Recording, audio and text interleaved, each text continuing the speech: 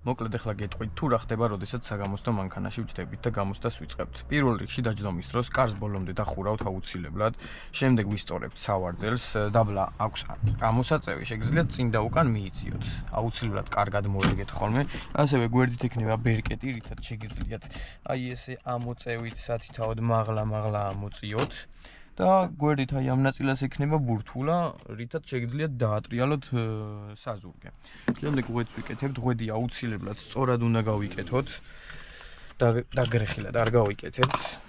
სწორად გავიკეთებთ და ასევე სურვილის სამეფოს შეგვიძლია საჭეც მოვირგოთ. საჭეს დაბლა მარცხენა მხარეს აქვს ბერკეტი, რასაც ჩამოვწევთ, შეგვიძლია ავწიოთ, ჩამოვწიოთ, ჩვენსკენ მოვწიოთ, წინ მივწიოთ. მოკლედ, ჩვენს გემოზე შეგვიძლია მოვირგოთ ყველაფერი. ეს არის მექანიკური ნაწილი, ამ ყველაფერს დაქოქვა არ სჭირდება. შემდეგ რა ხდება? ავტომატიკის შემთხვევაში უბრალოდ პარკინგში ვქოქავთ.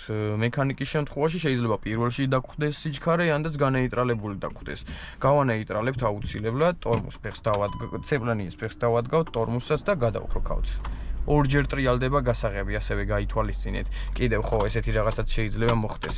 აი ახლა საჭე არის დაბლოკილი, მაგალითად. აი ახლა გასაღები უბრალოდ არ ტრიალდება. აი ესე უნდა შეამოძრავოთ ხოლმე საჭე. ასე შეამოძრავებ, უბრალოდ ესე გახსნი და ამ დროს უკვე იწევა გასაღები. დაიქოქა. შემდეგ ვასწორებთ სარკეებს. სარკეებს რაც შეეხება ელი მარცხენა, ელი მარჯვენა, აი ამ ჯოისტიკით სწორდება და უკანა კარის სახელური უნდა მოვარგოთ ქვედა კუთხეს, სალონის შიდა მხარეს, აი ქვედა კუთხეში უნდა იყოს უკანა კარის სახელური და ამ პატარა მანქანებზე ყველაზე იდეალური ასე არის სარკის გასწორება. ერზე დავაყენებთ, ერიც ასევე.